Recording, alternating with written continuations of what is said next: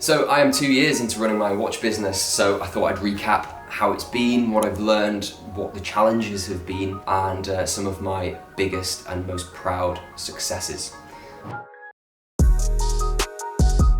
So for a bit of context and background, I went to university, got a business degree. I had several jobs in finance over a 4-year period, and then I quit my job, started my YouTube channel, and now I'm 2 years deep into probably the best decision that I've ever made in my life. How and why did I start my watch business? Well, I realized that I was never destined for the corporate life, having a corporate job and all that. Some of you might feel deep down that you're just not built for it, you're not meant for the corporate life. That's exactly how I felt. I felt like I was destined for greatness. I was supposed to do more with my life. That's how I felt, and I just didn't know that I would end up here in this position right now. But luckily I am here, and that's because I took action based on these two things. So if you answer these two questions, it might help you get there. So what are you good at?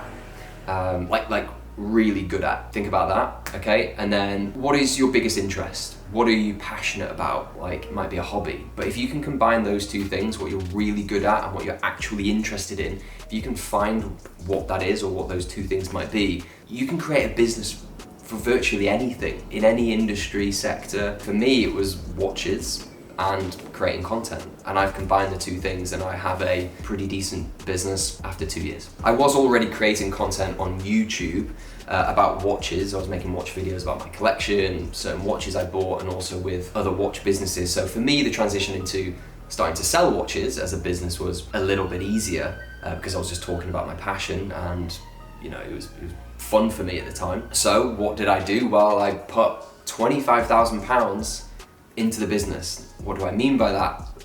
I literally bought a watch for £25,000, my first ever watch, and it was a black ceramic Daytona 116500 LN, and that was my stock. In hindsight, probably shouldn't have spent 25 grand on my first watch. Maybe I should have bought a Datejust or something, but however, I jumped into the deep end. Actually, it wasn't that easy, and I'll come on to it, but I just want to make it clear that £25,000 is a lot of money. No matter how much money you have, 25k is a chunk of money, but in the watch world, I learned that it's just not, it's actually peanuts. But anyway, 1 week, 2 weeks, 3 weeks, 4 weeks, 5 weeks go by, and I still had this watch, and I could have quite easily just been like, okay, this isn't for me. Like, I quite clearly can't sell this watch, so I'm just gonna give up and blah, blah, blah. I didn't, and to hold a watch as stock for 5 weeks is a long time, but I really needed to make this happen because I didn't want to go back to this corporate life and corporate job. So I sold the watch, and to be honest with you, it's probably one of the biggest reliefs I've felt, at least in recent years, and especially now looking back over the 2 years. It was the biggest relief I've felt. It was an overwhelming feeling of relief, I would say, and happiness as well, because I think I made £1,000 on that watch. And to really kind of put it into perspective, I was like, okay, in that split moment, I made £1,000. Yes, it took 5 weeks to build up to it, but what if it didn't take those 5 weeks? So yeah, £1,000. That for me was enough evidence to give me confidence that I could scale the business. And I know it wasn't a lot to go off, but it gave me enough to want to go all in. And so I did, and I've touched on the money side of things, so we might as well just go into it. Earning a salary in my finance job versus owning a business and selling watches and making money that way. There are some big differences, and aside from the freedom that being self-employed gives me, the money side of things as well is way better. Way better. I earn more money now, way more money than I ever did in my finance job, which is interesting, and it was never the goal. It was honestly never the goal. All I wanted 2 years ago was to be able to pay my bills, to be able to have a roof over my head so I could rent somewhere to live in London and just get by. But the benefit was to be completely free and just do what I want and be my own boss. That was the goal.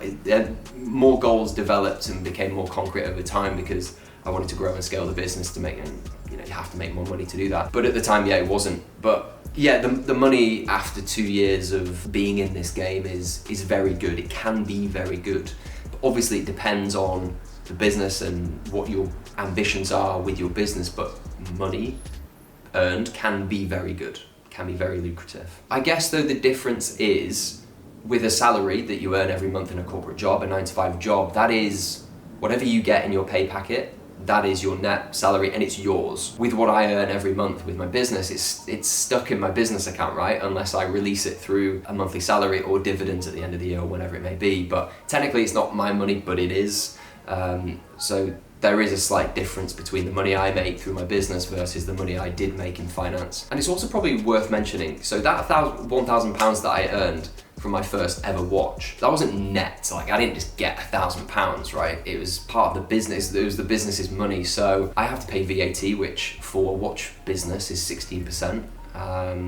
So you can deduct that from the £1,000 and also 20% corporation tax at the end of the year. So you could say that £1,000 turns into £640, which is still okay. It's still pretty good for a single transaction. But you know, when you also consider some other fixed or variable costs, which might be marketing, polishing, servicing, etc., whatever it may be, that 640 might come down, and you know, the margins get tighter and tighter. But still good, but it's important just to make that point. But you know, 2 years on and 250 plus watches sold later, yeah, I've made way more money than I think I would have done in my corporate job, considering the salary trajectory that I would have been on if I'd stayed in that job for the 2-3 year period. I can, you know, hand on heart say I've made a fair bit more money, which is interesting because, like I said, it was never the goal and I never expected it to be like this. You know, I don't want to get philosophical, but what is the reason that we work? It's to earn money, isn't it? It just is. And what money can provide us with freedom and travel and blah, blah, blah. But I used to go to my 9-to-5 corporate job. I used to give my hours of time during the week, and at the end of the month, for my time and my effort, my company that I worked for, my employer, would give me money based on the time that I gave them. So we are basically just trading our time for money in a corporate job. And for argument's sake, let's just say I got paid £3,000 per month, January all the way to December. £3,000 guaranteed every single month. And then maybe if you're lucky, you might get a bonus at the end of the year, and at the end of the year too, you might get a salary increase, let's say £5,000, right? It's interesting to note, a £5,000 salary increase, when you actually deduct all the taxes and all that kind of stuff, what you actually get net per month in your pay packet might be like 250 quid. So it might be like, oh great, you know, you've done amazing, you've got a 5k increase. But on paper, you've probably gone from £3,000 per month to £3,250, which, I mean, it's better than nothing, right? But it's just not that much, and you're stuck with that salary for the next year, 2-3 years, and that's just what you earn, an extra 250 quid. Yeah, if I compare that to what it's like now, I might get 10k in Jan, I might get 5k in Feb, or £20,000 in March. So it's very different, and it's interesting to me that the more I put in now, the bigger and the better the reward financially, versus when I was in my corporate job, the more I worked, I didn't get more money, I just got my £3,000. That was it. Like I said, I might have got a salary increase, I might have got a bonus, but the two don't compare. Having done both, one is clearly way better than the other. Just to be clear as well, while I may make tens of thousands, right, it's important to say that there might be a month where I make £500 or nothing. It hasn't happened, but it can happen. If I do no work this month or next month, I won't make any money, and I think that's the trade-off. But yeah, like I said, that's not happened, and I am the master of my fate and the captain of my soul, and with that ultimate responsibility, I do demand that I earn good money. And the other two things are freedom and, you know, I want to have some fun as well. So let's move on to the freedom side of things, which, you know, what do I mean by freedom? What does that even mean? Like, what freedom do I have now, and what do I mean by fun as well? Like, it's still a job, right? Well, let me put it this way. Waking up in the morning knowing that I don't have to join a team weekly call to give updates on some bullshit that I'm working on with people that I might not really like that much is so satisfying and relieving, to know that I don't have to wake up with that almost anxiety and stress that I have to prove things that I have to be somebody, I have to play this character that I'm not, and I have to be part of this corporate game. Because a lot of the times in the corporate world, it's not about what you do or how good you are at doing the thing that you're supposed to do. It's actually how you present yourself and how good you are at making people believe you are the person that they want you to be. It's easy to get caught up in that. Anyway, I like the fact that I can wake up and just not have that just to please the higher ups of a corporate job. But anyway, I'm very happy that I don't have that every morning when I wake up. Yes, I do have other worries when I wake up, but it's for myself, not for some higher ups in a business that, like I said, I don't care about. So I wake up now every morning with the freedom of knowing that I can put as much work in as I want. It is my business. I choose the rules, and for me, that's freedom. And yeah, I can travel whenever I want. I could get a plane ticket today to New York. It wouldn't matter to anyone but me and my business. I could do it if I really wanted to. I can work on my own schedule, which is the freedom that I'm talking about. And to be honest, yeah, I work harder now than I ever did in my corporate job because I actually care now, and it actually means something. The more input, the more output I get, versus in a corporate job. Like I said, nothing changes financially. So yeah, the harder I work, the more results I get, and I'm the one that benefits directly. For example, making an extra £5,000 in a month right now versus 2 years ago when I would do something really good, I might get an email saying, well done Phil, great work. So yeah, I would personally rather get an extra £5,000 in a month, or even an extra £500 in a month, versus a pat on the back from a director in a corporate job. But it's not all sunshine and daisies, is that the quote? I don't know, sunshine, whatever. It's not always easy going is what I'm trying to say. Things do go wrong, things are hard at times, and because you are the, captain of your soul and master of your fate, blah, blah, blah, you have to sort things out. You can't rely on your boss or your boss's boss or your boss's boss's boss. You've got to sort the shit out, right? So it's difficult to run a watch business or any business while doing social media, and that for me is one of the lessons I've learned, is to really find a balance between getting deals done and holding up a camera and talking to it. It's actually very hard. At the best of times, it's hard to do one of those things successfully. So trying to do both is very difficult, but so worth it. Another lesson learned, cash flow is king. It really is. What I mean by that is, if I don't have money in the bank to buy a watch, I can't sell a watch to make money.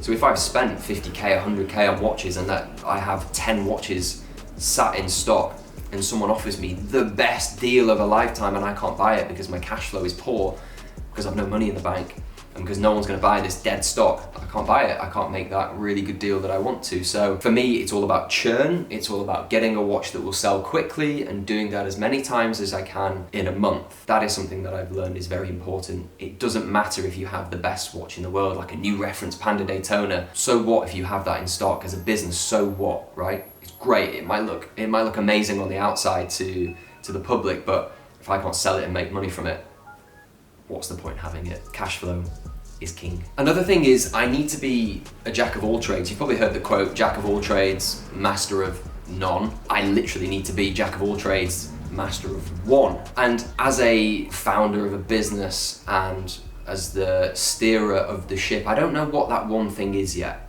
And that leads me to my next lesson learned, but I do think that it's important for every person to have one thing that they're really good at in a business. And for me, it might be sales, it might be marketing, I'm not sure, purchasing, I don't know. But anyway, it leads me to my next point, is I probably do need some help soon, because I would rather be focused on that one thing that I'm very good at and have someone else to come support on the things that I'm not that good at. So at the moment, I'm a jack of all trades because I have to be. I have to do social media, I have to do marketing, I have to do purchasing, sales, customer service, logistics, the operations with sending watches and receiving things.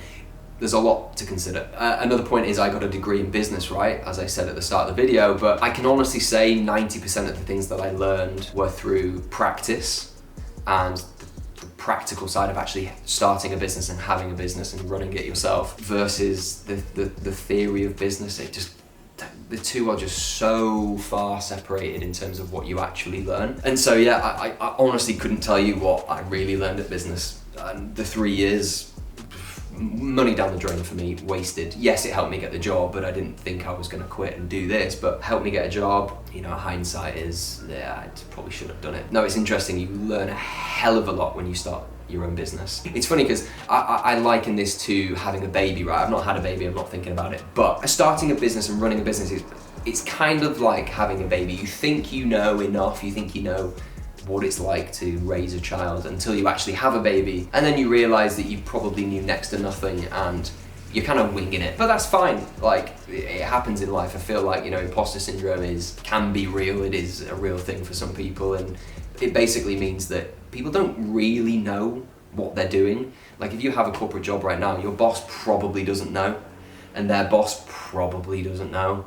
They're just winging it. The CEO of companies, they probably don't. They don't know. It's like they're just making the best decision based on the best evidence that is presented in front of them. So another point on that is it's always better to do something than to do nothing. So just start a business if you're thinking about it. But yeah, all good fun. And then ending on something more positive. So some of the biggest successes for me personally, aside from the financial stuff, selling that first watch for me, absolutely amazing. One of the best feelings I've ever had. Selling my first AP and Patek were amazing. I think I've said this before, 95% of the watches I sell are Rolex, just because the audience for those watches is much greater than AP and Patek, because maybe the price point, but selling an AP and Patek was a great feeling. I said no finance, but the first time I made like 10K in a month, did like, you know, tick a box in my head, because for some reason it's like an aspirational figure, 10K per month. I don't know why or who came up with that figure, but that felt pretty good. First time I sold 10 watches in a month and then 20 watches in a month. These were all little milestones that felt really good. And also with the content stuff, you know, making videos with other watch businesses and other creators that I admire and enjoy spending time with, especially someone like Khaled at Luxury Souk in Dubai.